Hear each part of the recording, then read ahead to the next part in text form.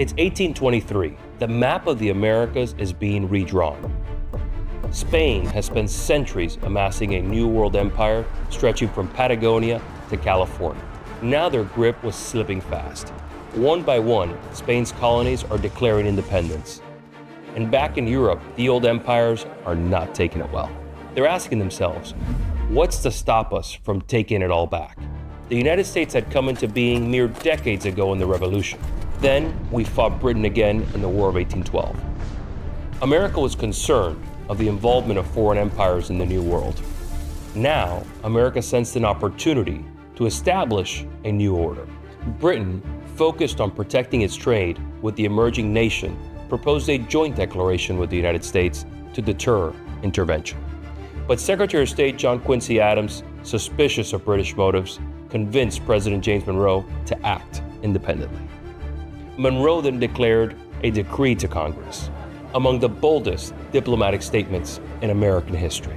The American continents, by the free and independent condition which they have assumed and maintained, are henceforth not to be considered as subjects for future colonization by any European powers.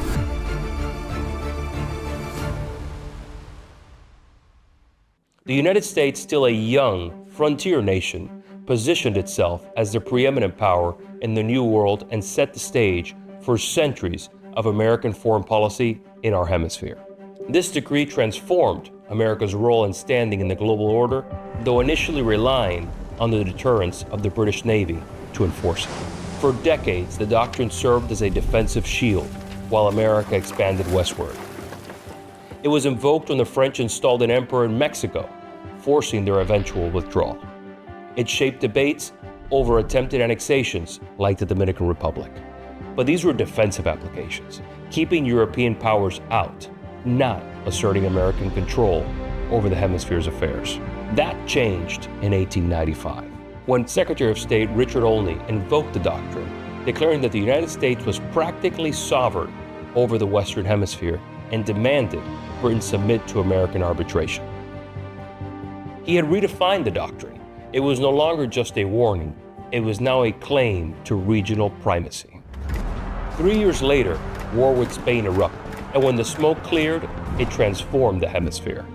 The United States expelled Spain from Cuba, seized Puerto Rico, and stepped into the world stage as a genuine imperial power with dominance over the Caribbean. Just 4 years later, that dominance was tested again. German and British warships sailed into Venezuelan waters and blockaded its ports over unpaid debts.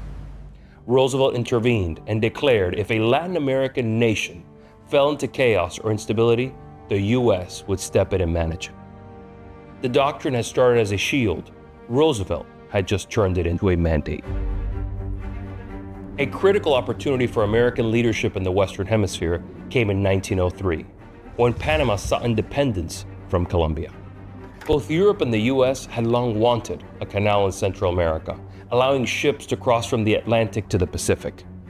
After a failed French attempt, the United States saw an opening in a region with shifting political dynamics.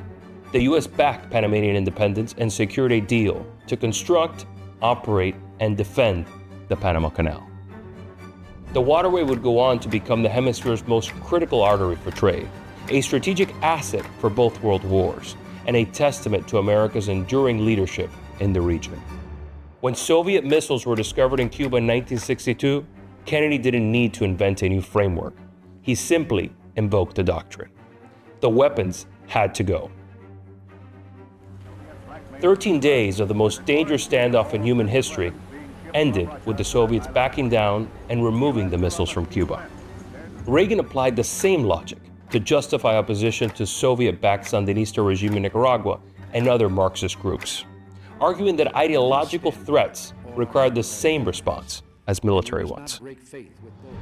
Fast forward to the modern era, where the doctrine has found its latest champion in President Trump. Through the execution of Operation Absolute Resolve, the United States seized Venezuelan dictator Nicolás Maduro, transporting him to American soil to answer for charges of narco-terrorism. This calculated maneuver delivered a resident signal across the hemisphere, punctuated by President Trump's own declaration.